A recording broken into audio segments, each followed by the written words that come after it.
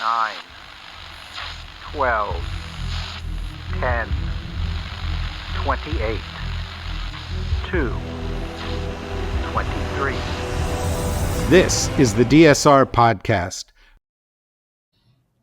Hello and welcome to Deep State Radio. I'm your host, David Rothkopf, and we're going to have a special conversation today with one of our core four, one of the gang of four originals behind this podcast, Ed Luce. And we're going to do it for a couple of reasons.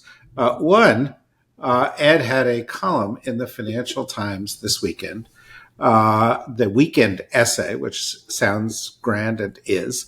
And the title was The Last Grand Strategists, What Brzezinski and Kissinger Could Teach Trump.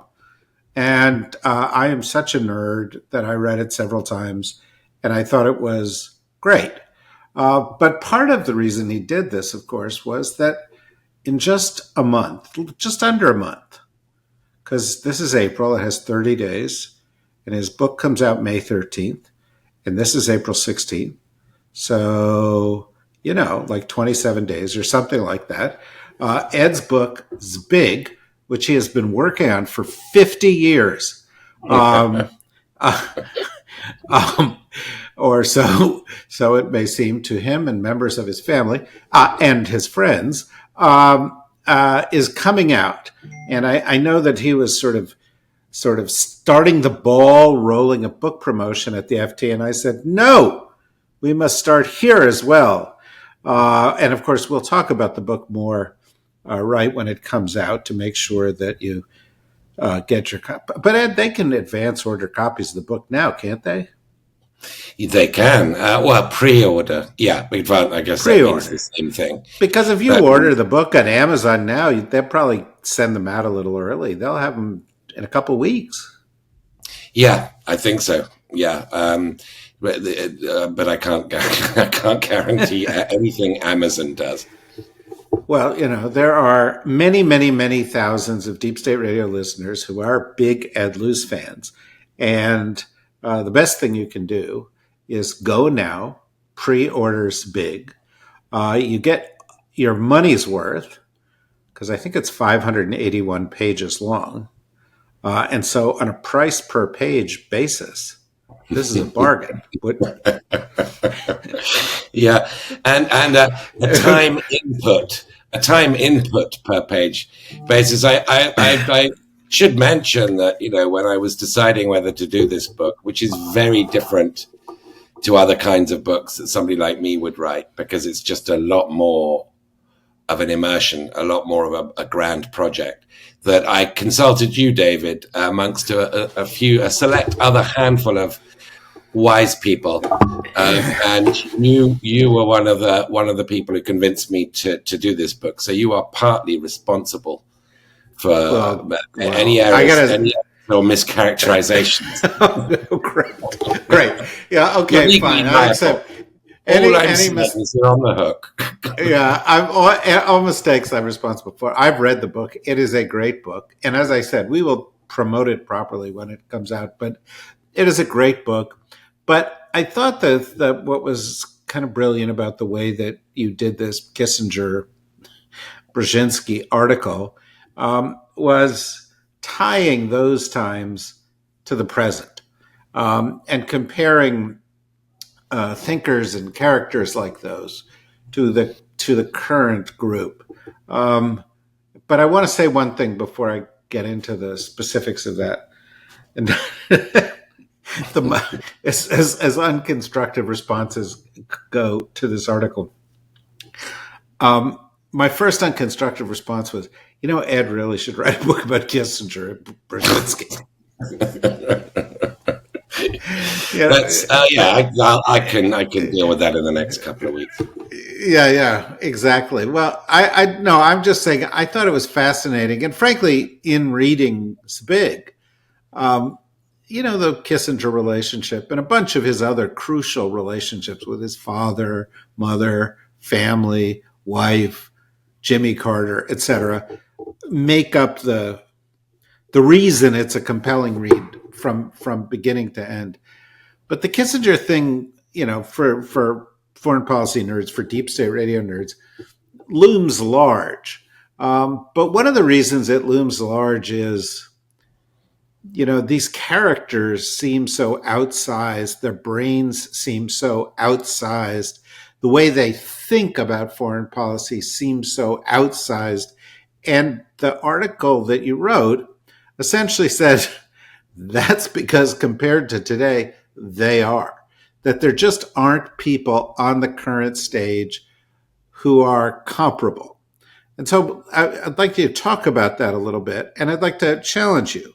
Is that really true? I mean, is Kissinger wanting to, reach out to China to pare it away from Russia, or Brzezinski talking about, his view of the Russians or the Chinese for that matter, different from Jake Sullivan and Tony Blinken saying we have to switch away from sort of Middle East centric approach to China centric, Asia Pacific centric approach, and put together alliances that help us contain China. Isn't that the same thing, or how is it different? That's a difficult question to answer in two sentences. Well, I got plenty of time.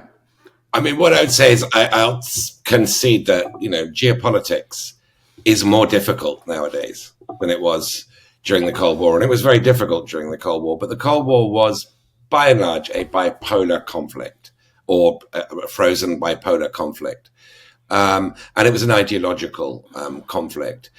What we're facing today is a sort of geopolitical balkanization of the world into a multipolar sort of maelstrom. At the moment, it looks like we're heading into a maelstrom.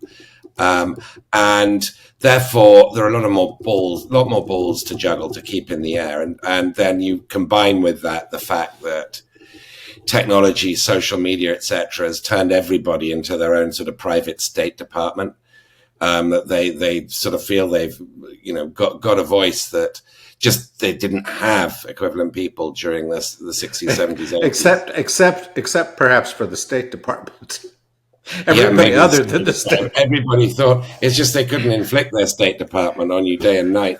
And you think of the Camp David talks that Jimmy Carter held, which of course Brzezinski was intimately involved with. Those 13 days in September 1978, when he got Menachem Begin, and Anwar Sadat, the leader of Egypt and Israel, respectively, and their foreign ministers in Camp David for 13 days, and complete radio silence, without which the thing would have unraveled. It would be impossible nowadays to do that because of the iPhone, to impose radio silence. So, the technological change. And Trump would be there going, Begin is such a jerk tonight. Yeah. And, the food wasn't very good. There is, people sort of are communicating with the media constantly. They are. That it sort of makes that kind of concentrated focus on something very difficult.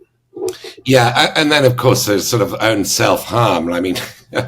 From modern technology, Signalgate is still something I'm digesting, the level of stupidity, technology-enabled stupidity that involved.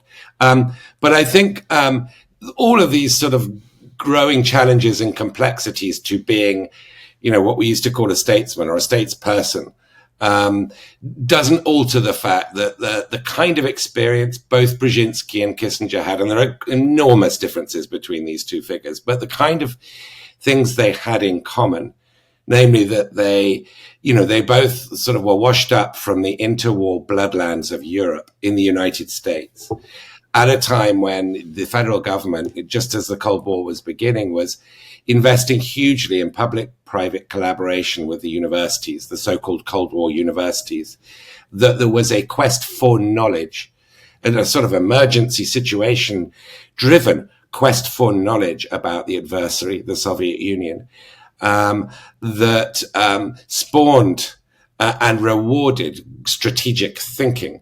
I think, these points Kissinger and Brzezinski had in common, and they were very much products of that era. And that era did seek strategy. Today, I think it's far harder to break through as a strategist. There is a sort of deep skepticism of academia, of scholars, on both sides. I mean, lots of academics suspect colleagues who try and get into politics, but I mean, that's always been true.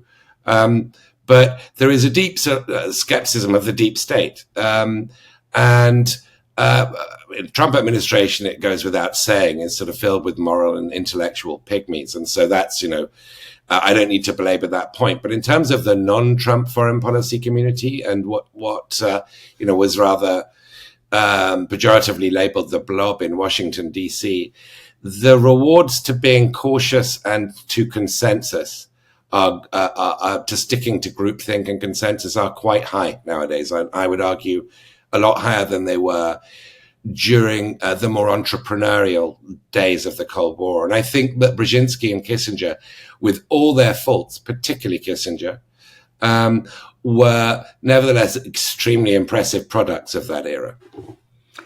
Yeah, well, a couple of things. First of all, any attacks on the blob I take personally, since among the people that the Obama administration were referring to were those of us, at places like Foreign Policy, which I was running at the time, and you and me and the others on the podcast. We were the blob. We could have called ourselves the Blobcast. In fact, at one point, I thought of doing that. That's a great name.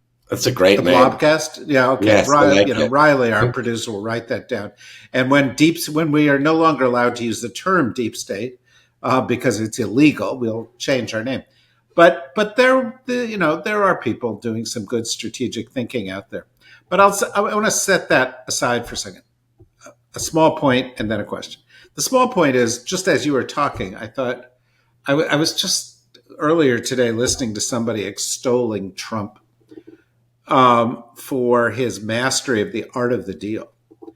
And I was thinking, what an interesting contrast to valuing strategy. You come out of World War II and, this is about how to, the strategy for winning a war, moving all these pieces on the global stage, thinking big, thinking years in advance. The art of the deal seems very tactical, very short term, very narrow gauge in contrast to that. So you may or may not want to comment on that. But just to get back to your Kissinger and Brzezinski point, you in the article, which I suggest everybody go find and read,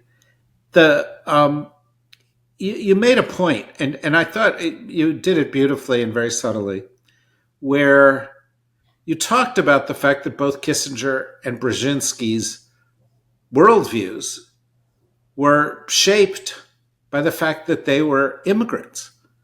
And at a moment where we were attacking immigrants and where people aren't coming here and they're not studying, and that there was a great value to having people who understood the sweep of centuries of history and the fragility of all countries, regimes, social orders, in a way that no American really did, and that their predecessors, the best and the brightest, the president, the creation crowd, who were sort of waspy, blue-blooded Americans, their tradition, although we're all immigrants here at some point, their tradition was of the continuity of America, of the manifest destiny of America, of a story with a seemingly endless future and no fragility.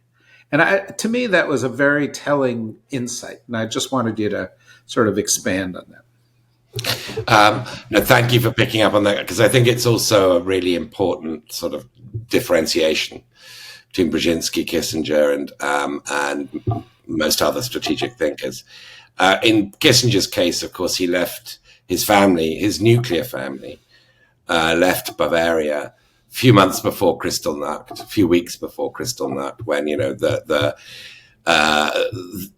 life for German Jews became even more perilous. And of course, we now know what happened. But they just escaped Germany in time, and the rest of the family died in the Holocaust. Essentially, almost all of the rest of the family.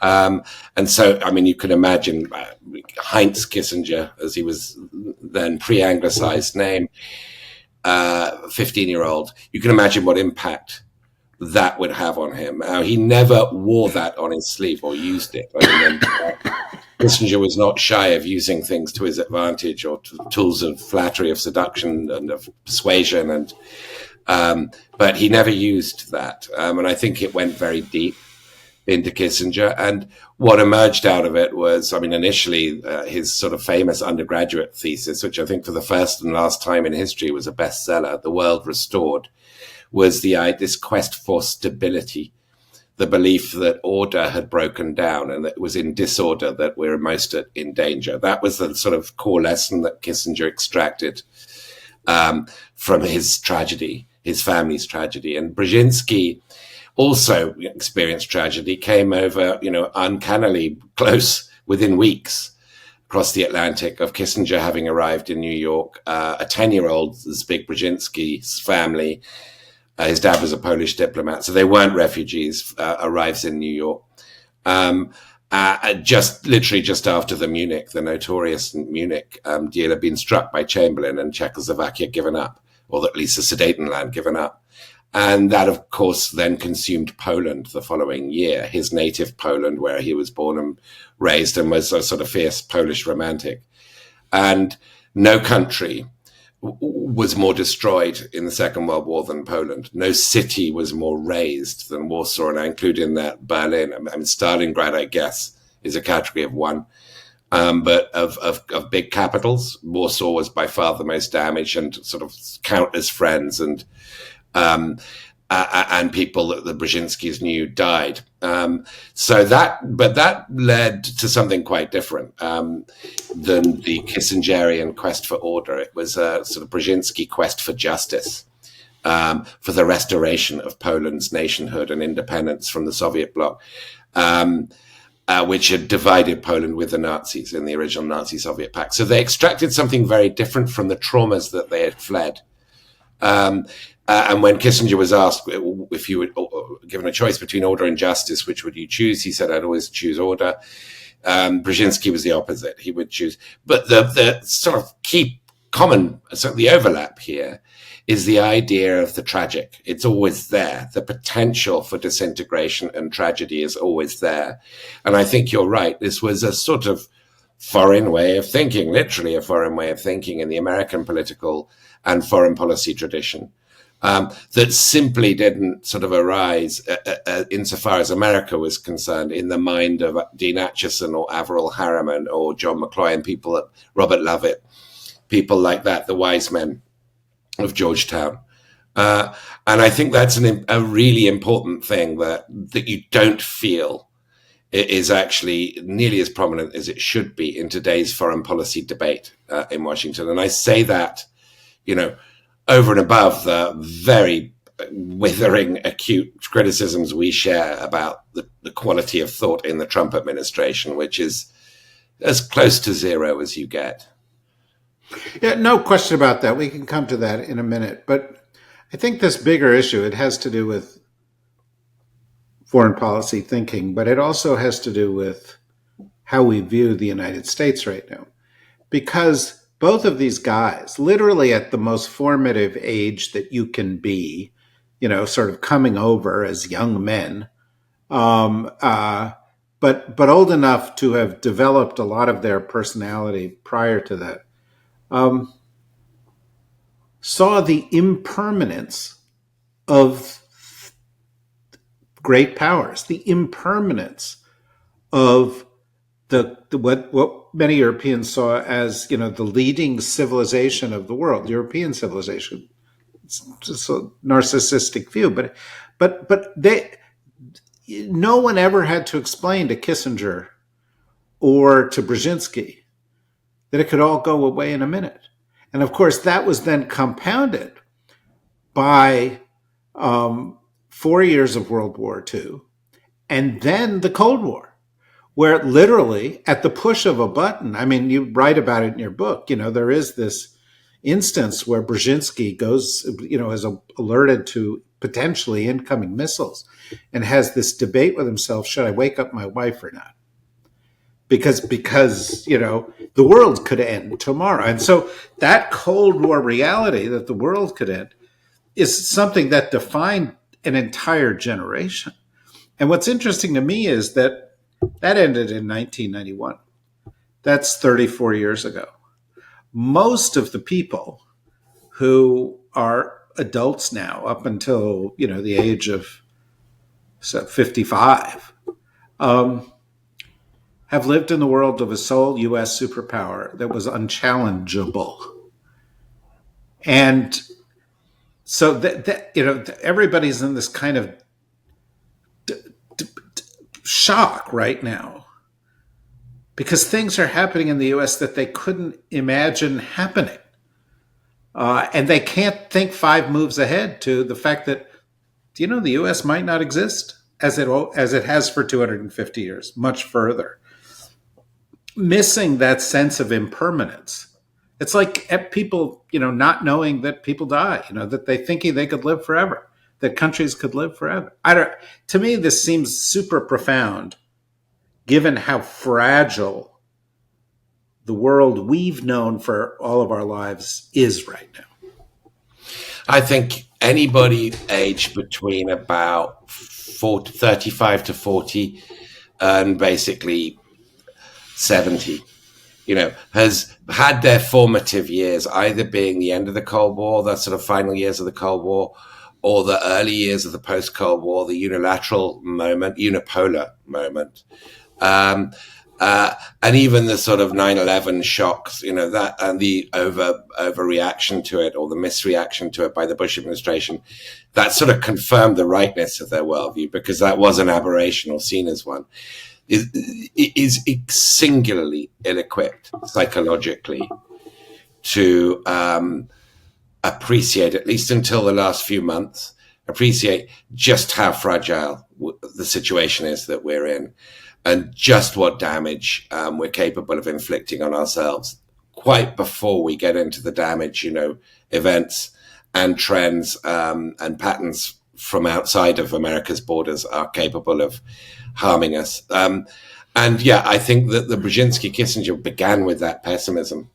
They began with, or you could say sort of flinty realism, but they began with the idea that, the tragedy is always immanent within human affairs. And that American exceptionalism was on a sort of political level something they both subscribed to, and they quite rightly saw America in the mid-20th century as the greatest hope of mankind, and it was. But in the deeper sense, definition of American exceptionalism, that there's some kind of providence here that suspends America from the sort of normal laws of gravity. No, they didn't believe that nonsense for a second. And I do think even people who are sort of in shock and adjusting their worldview in the last few years, and particularly in the last few weeks since Trump was inaugurated, have to wrestle with psychological priors that are quite deeply embedded in the American upbringing, the American tradition, which is that more profound form of exceptionalism. And it's a hindrance to clear foreign policy thinking. It's a hindrance to strategic long-term action. And I guess we're living through a prolonged teachable moment now that I think is going to result in people who would now be in their teens or in their early 20s being probably more practical minded about how America and the world should engage. I think if there's a silver lining to this, we are learning a lot of lessons right now that we might not think we had to think about a year or two ago. I hope you're right. I'm not sure we're learning the lessons. I'm not sure we've seen the consequences of all this yet. But as I think about this column, and as I also think about your book, the premise of the column is, what would Brzezinski and Kissinger think of Trump? And by extension, Trump, Rubio, Mike Waltz, Hegseth, that whole crowd. And the actual Secretary of State Steve Witkoff. What would they think of that crowd? And I'm interested in your views on that. But one of the things that I think they would do is say, well, let's bring it back to strategy. Let's if they were sitting with a group of people, they were sitting with us. We say, well, how do we look out 20 or 30 years? The outlook for the world for the next 20 or 30 years, regardless of who is president of the United States, is profoundly different from the outlook for the world 6 months ago. Although some factors are the same, right? Because the world doesn't trust the U.S. anymore. And it's going to take several cycles of elections to trust them economically, to trust them as an ally. And indeed, if Trump goes, but MAGA remains, or if Trump and MAGA go, but tech bro funded views remain driving U.S. politics, this could be an issue. The rise of China will be an issue. Europe's counter-reaction to those things will be an issue.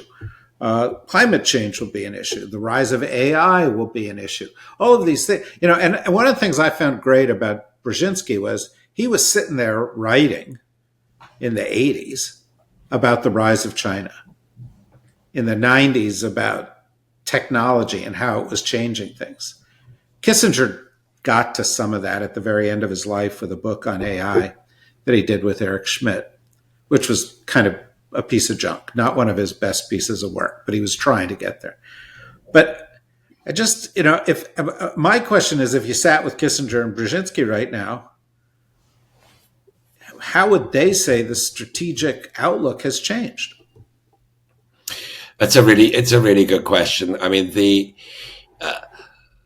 world that we're in terms of something that Kissinger and Brzezinski, particularly Brzezinski, predicted, of a return to great power, more conventional great power competition, post-ideological, where there isn't one pole, there are many poles, is a lot more, it's inherently more unstable.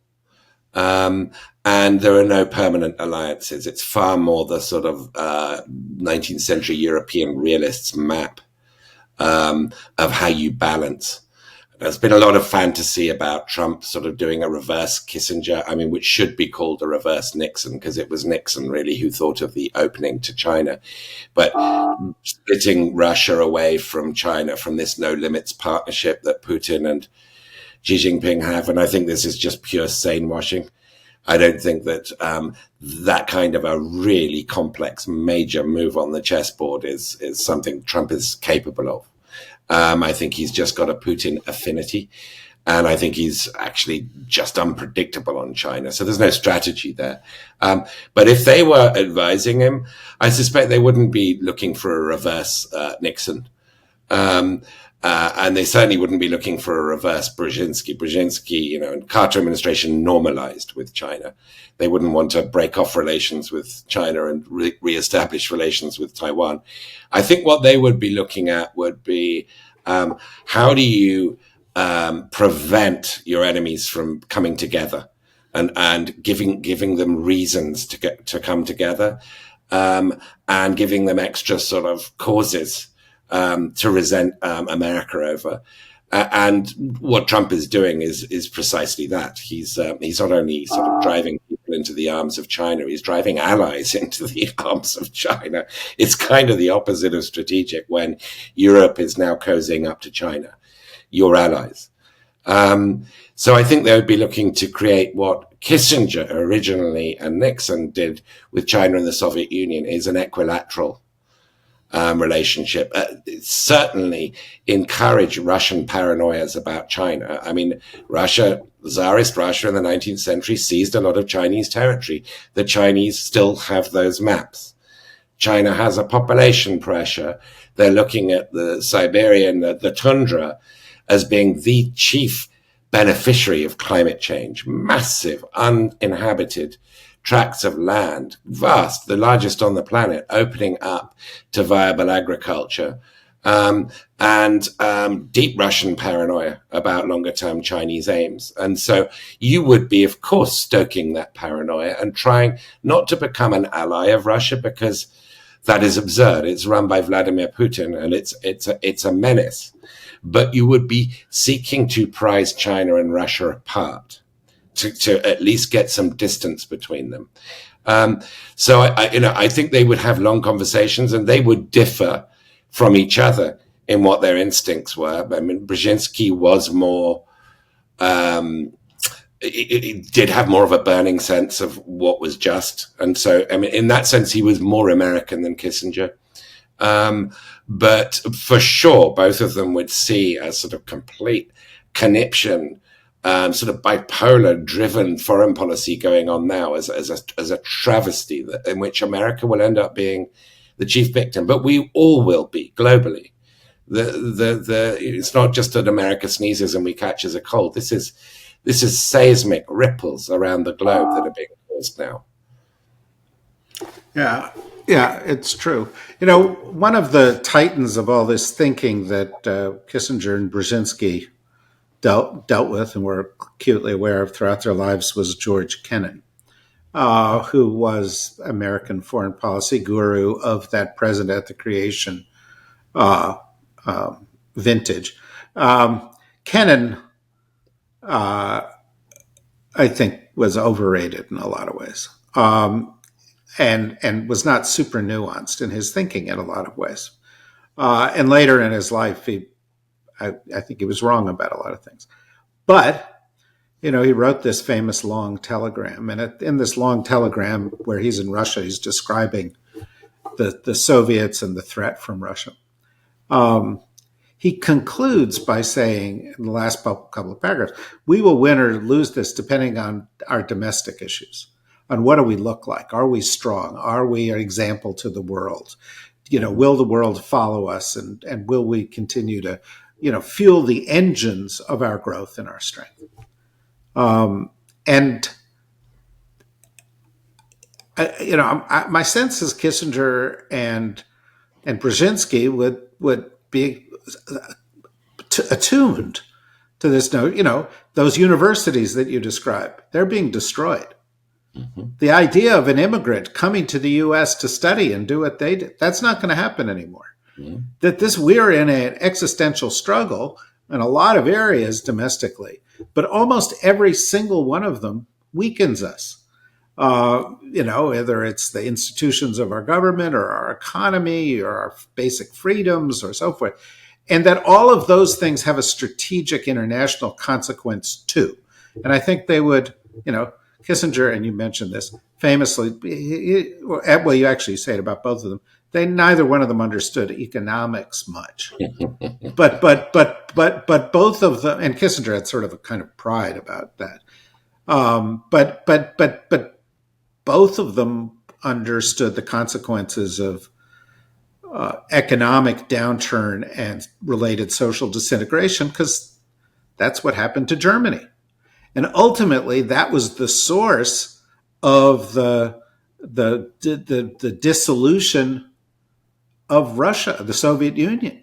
It was the economic failure and the social failure from within, which, by the way, footnote, the person who gets no credit as a great strategist, who I think was most influential in saying, let's take the long view on this, was Eisenhower, who pushed for that. But in any event, I'm just wondering how you think they would view what's happening at Harvard, at Columbia, inside the United States.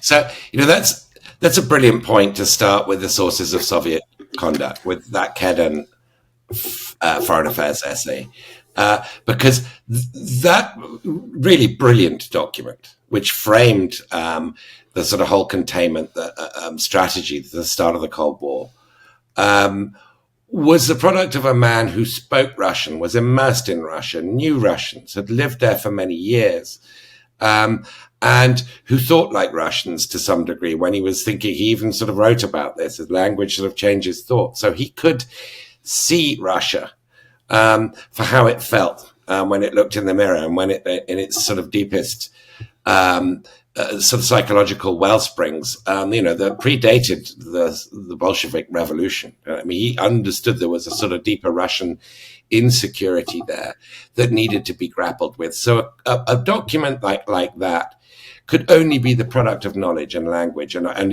this is another key point about Brzezinski and Kissinger. They had those languages and immersions. But the idea that you have to understand your enemy is not some sort of new thing to Kennan or those two thinkers. It goes from von Clausewitz back to Sun Tzu. I mean, it's the sort of most commonsensical idea of the art of statecraft in human thought, and has been present through every civilization. Kautilya from India, the Greek thinkers. So there's nothing. I'm not saying there's anything original about that, but we do have to keep relearning things as a species with short memory. We do have to keep relearning what it is that's sort of wise. And I think right now, for example, if we accept the premise that China is the sort of, in conventional sense, the biggest geopolitical challenge to the United States, and that overcoming the other sort of transcending challenges like climate change and AI requires a modus vivendi with China. Even if there are aspects of their system that we really deplore, and probably vice versa, that without that collaboration, there is no chance of addressing the threat, the very real threats that humanity faces in common. I think that requires knowledge of China. That requires immersion in China. That requires understanding what their paranoias and sort of trigger points are. That understanding where moves on our part will be more likely to get traction in terms of dialogue with our Chinese counterparts. It involves cultivating those sort of dialogues, sustained dialogues. And I should say that Jake Sullivan, Biden's national security advisor, did make a pretty marathon effort with Wang Yi, his Chinese counterpart, many multiple hour conversations. I think it was something like 8 or 10 6-hour conversations. They were beginning to sort of develop a relationship akin to what Kissinger had with Zhou Enlai, his counterpart in the 70s, and indeed that Brzezinski had with Deng Xiaoping, the leader who replaced Mao. This is also a key thing. I cannot imagine Steve Witkoff being given the latitude by Trump, or indeed the strategic sort of framework in order to exploit that latitude, to have conversations with anybody. And I just cannot lose or unsee that image of him putting his sort of Pledge of Allegiance, hand on heart, when Putin walked into the room the other day for their meeting. We're just not in that league. And so it goes without saying, the strength of America at home, that Kennan point you picked up on, I mean, it's a very, very important point. One example, after the Cold War ended, there was this sort of, as you remember well, as we both remember well, there was this sense of, it's game over, right? There's nothing more to argue about. America triumphant, democracy triumphant, Western values triumphant. Everybody needs to come to us to find out how it's done. And you're just lower down on the ladder, and we'll help you up rung by rung to achieve our exalted status, an extraordinary self-regard and arrogance and tone deafness to the 87% of the world that isn't Western. And that's now come back to bite us. And Brzezinski wrote this book in 1993 called Out of Control. And it was a warning that this kind of attitude would produce a boomerang effect around the world, that the breakdown of educational and civic values in the United States and the growing tolerance essentially of unethical financial practices and widening inequalities would undermine the fabric of American society and make it a weaker and much more jeopardized leader in the world stage. And he was absolutely right, which is why the subtitle to my book is America's Great Power Prophet. He had anticipated the collapse of the Soviet Union, but instead of giving, America and himself a standing ovation, he immediately pivoted to now the problem's America. Now the problem is at home. And we've got to beware of this hubris that seems to have enveloped everybody. And I think it was, Cassandra is a prophet who's condemned not to be heard in time.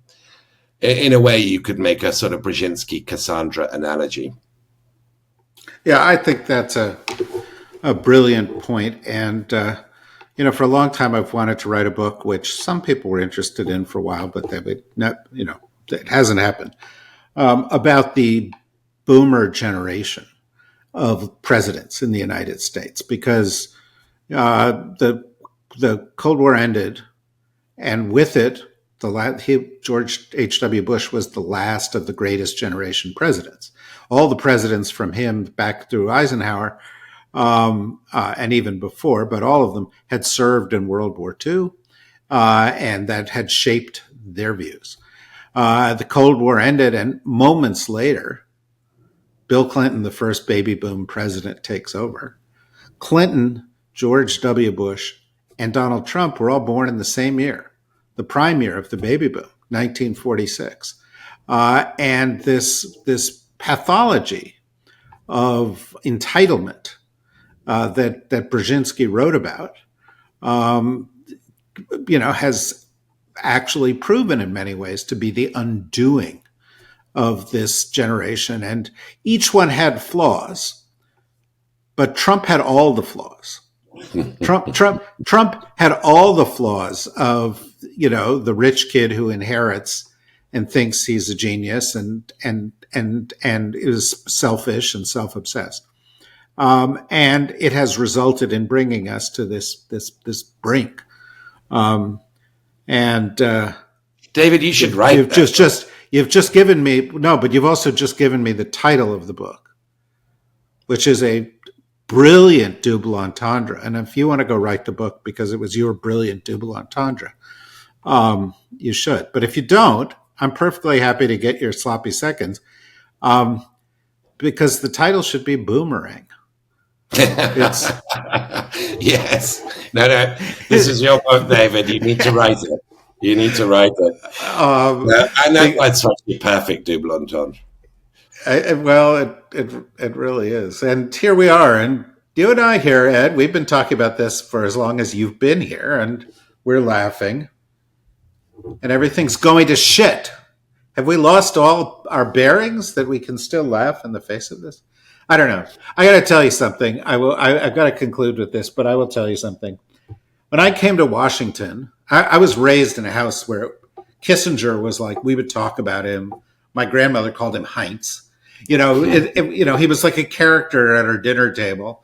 And ultimately, I worked with him, and but to me, this world of great strategists was what drew me into all of this.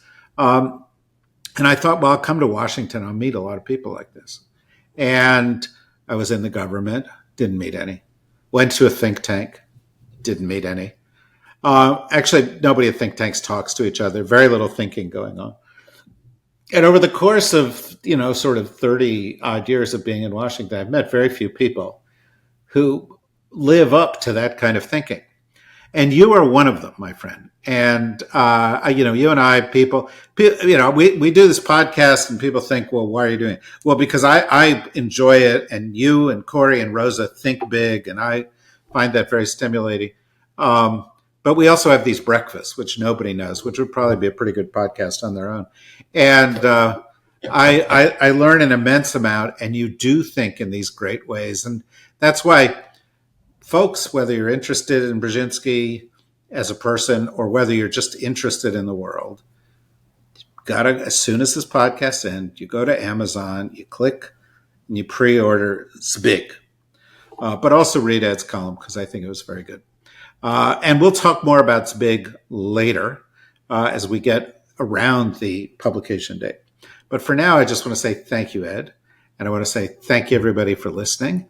And keep listening to everything else that's going on here at the DSR Network. And for goodness sakes, if you're buying Ed's book and you're not a member, you could click on the dsrnetwork.com and become a member too. It's not, it's not going to set you back that much. So do both, and we'll see you again soon. Bye-bye.